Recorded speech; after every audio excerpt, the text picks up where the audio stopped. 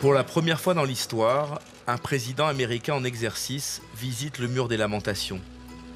Un symbole fort, une rupture radicale avec l'ère Obama, faite de défiance et de provocation réciproque. Ce geste en faveur d'Israël doit beaucoup à cet homme, Jared Kushner, le gendre de Donald Trump. Juif pratiquant, il a épousé Ivanka, convertie au judaïsme. Un homme très discret, devenu le plus proche conseiller du président pour la politique étrangère. Une affaire de famille, aux conséquences diplomatiques considérables.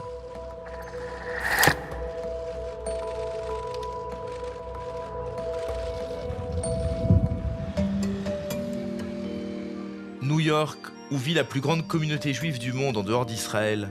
La famille Kushner y possède plusieurs immeubles. La seule interview donnée par Jared Kushner porte d'ailleurs sur l'une des opérations immobilières de la compagnie, ses bureaux de Brooklyn achetés aux témoins de Jéhovah en 2013. And it's always nice to see when so many people are working for a cause and really trust each other. Avant d'épouser la fille de Donald Trump, Ivanka, Jared Kushner lui a demandé de se convertir au judaïsme. Le couple respecte le Shabbat et milite pour Israël. Ed Weintraub dirige un journal communautaire. Il suit de près la vie des Kushner. Nous le rencontrons lors d'une fête pour les 69 ans d'Israël à Long Island. Jared Kushner et sa famille ont des relations de longue date avec Israël.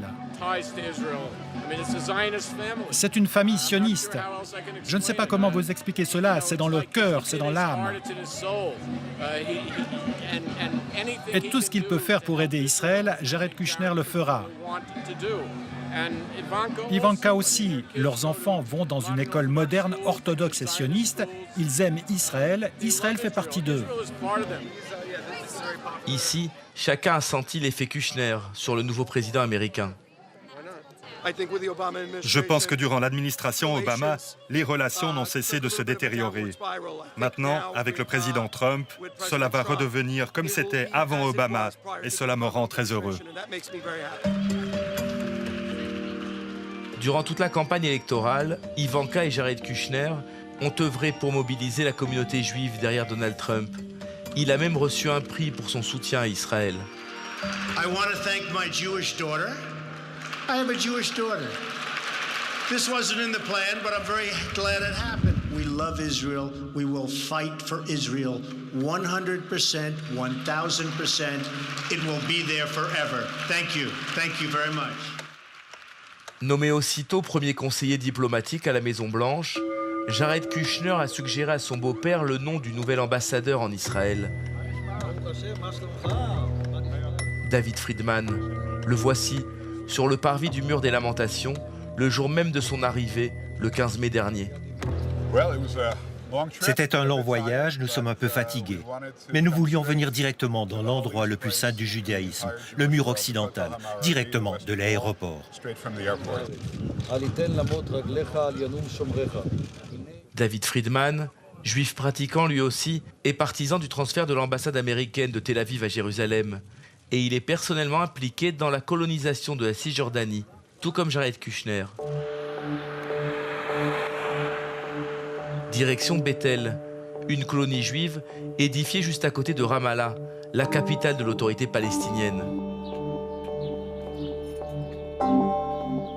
Nous avons rendez-vous avec Chaim Silverstein, un Israélien originaire des États-Unis. Cette année, Beth-El fête ses 40 ans d'existence. Elle a été fondée en 1977. Elle est considérée comme une implantation de moyenne ou grande taille. Il y a environ 6500 habitants ici. Bethel est réputé pour ses établissements scolaires religieux, parmi les meilleurs du pays. Sur le mur de cette école de filles, le nom de Maurice Friedman. Ils l'ont dédié au nom du rabbin Maurice Friedman. C'est le père de l'ambassadeur? Oui, le père du nouvel ambassadeur en Israël, David Friedman. La famille de Jared Kushner n'est pas en reste. Elle finance cette académie talmudique située au centre de la colonie. Jared Kushner et sa famille soutiennent Beth-El et nous leur en sommes très reconnaissants. David Friedman et le président Trump comprennent, sympathisent et dans bien des cas s'identifient avec le droit juif, le privilège juif de venir se réimplanter ici, au cœur de la terre d'Israël biblique.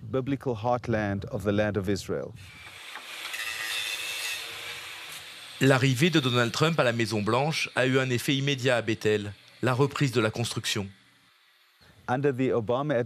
Sous l'administration Obama, la communauté de Beth-El et celle du reste de la Judée-Samarie ont plus ou moins gelé la construction.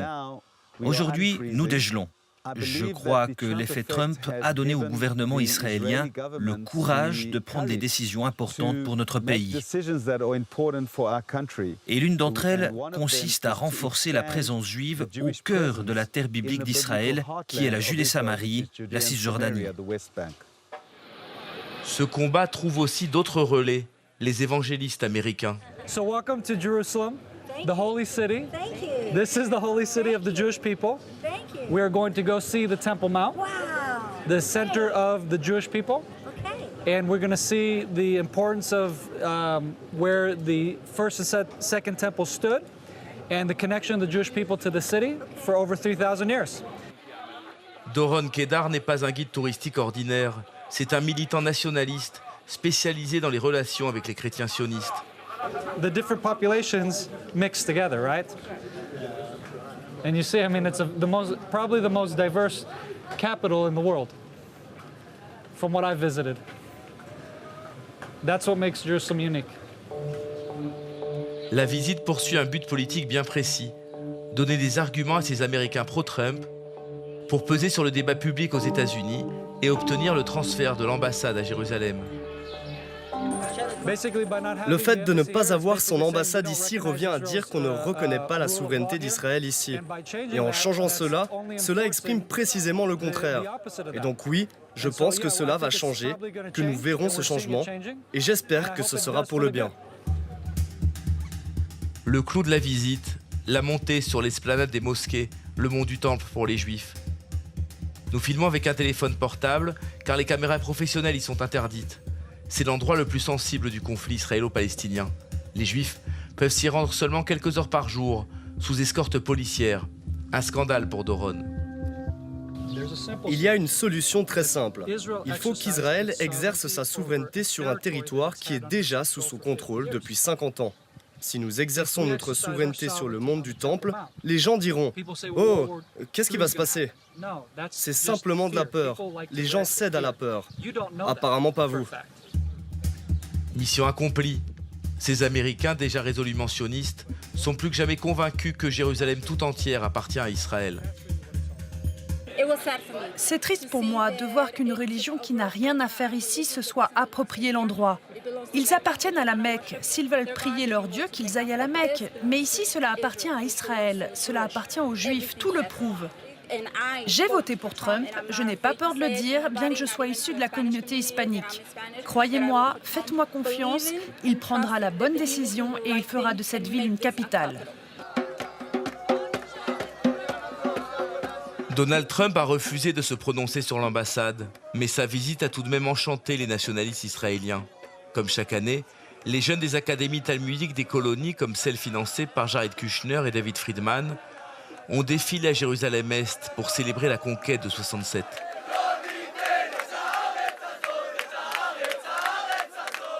Ce groupe scande un slogan bien connu, « Cette terre est à nous, et nous ne la donnerons à personne ». En face, les Palestiniens répliquent « Dieu est grand, Dieu est grand ». Et rapidement, la situation dégénère.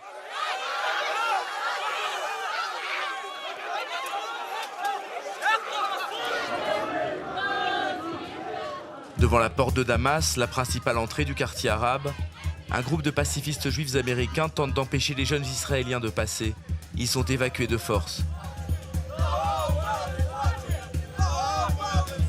Chez les Palestiniens de Jérusalem, la visite de Donald Trump laisse un goût amer. Pour la première fois, un président américain n'a parlé ni de créer un État palestinien, ni même de freiner la colonisation. Il n'est pas avec nous, il est avec eux. Il a demandé à notre président d'arrêter de donner de l'argent à ce qu'il appelle des terroristes. Mais ce ne sont pas des terroristes. Ils s'attaquent aux faibles. Le président américain est contre nous et le peuple américain aussi. Malgré son parti pris pour Israël, malgré son entourage familial, ces femmes pacifistes veulent croire en Donald Trump. Juives et arabes, elles l'ont interpellé dans ce clip tourné à Tel Aviv.